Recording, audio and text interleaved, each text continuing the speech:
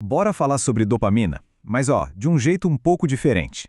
A gente costuma pensar nela só como uma molécula do prazer, né? Mas e se a gente pensasse nela como o interruptor geral do nosso comportamento? O grande controle mestre que liga e desliga quase tudo que a gente faz.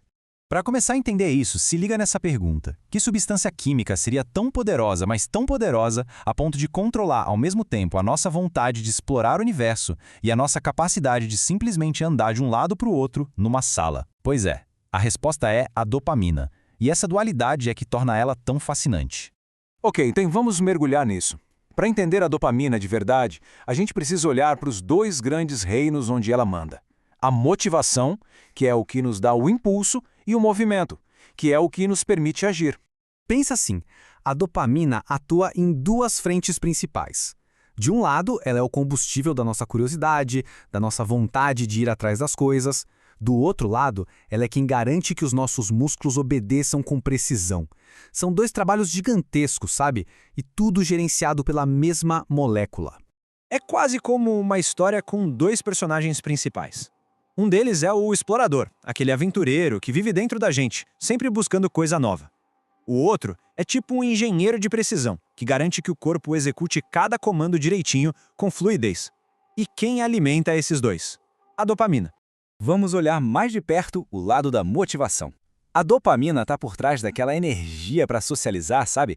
Daquela faísca de curiosidade que faz a gente querer aprender e, claro, da busca por coisas que dão prazer, que dão satisfação. Ela é basicamente o vai lá, segue em frente químico do nosso cérebro.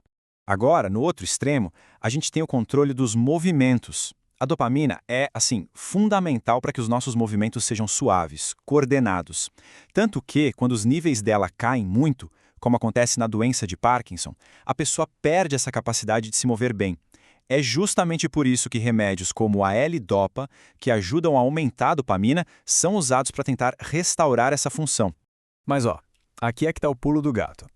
Não é só uma questão de ter mais ou menos dopamina. O ponto central de tudo isso é o equilíbrio. E é um equilíbrio incrivelmente delicado. Esse sistema da dopamina funciona super bem, mas só dentro de uma faixa muito específica. O que acontece quando a gente sai dessa faixa? É como se uma linha invisível fosse cruzada. E aí, o equilíbrio se perde completamente. E na neurociência, essa virada de chave tem até um nome, sabia? Se chama limiar patológico. É exatamente a fronteira que separa o funcionamento saudável do começo de um problema, de um distúrbio. Então, bora dar uma olhada no que acontece quando a gente cruza esse limiar. Seja para cima, com dopamina de mais, ou para baixo, com dopamina de menos.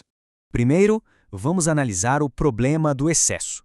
O que acontece quando o interruptor da dopamina fica meio que travado na posição ligado?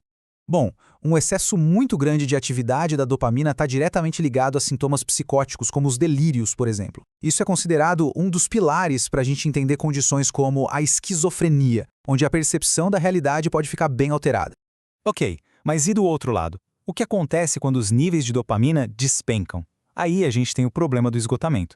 A falta de dopamina tem consequências igualmente sérias, viu? Ela está envolvida em quadros de depressão, naqueles casos em que a motivação e a sensação de prazer simplesmente somem. Está ligada também ao TDAH e, como a gente já viu, é a causa principal nos distúrbios de degeneração motora. Quando a gente entende essa dualidade toda, a gente é meio que forçado a repensar a natureza do nosso próprio impulso. Aquilo que nos move, em outras circunstâncias, pode ser exatamente o que nos paralisa.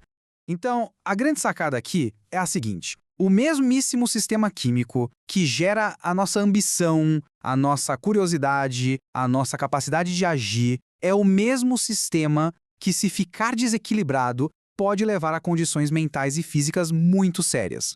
E tem uma frase que, resume isso de um jeito perfeito.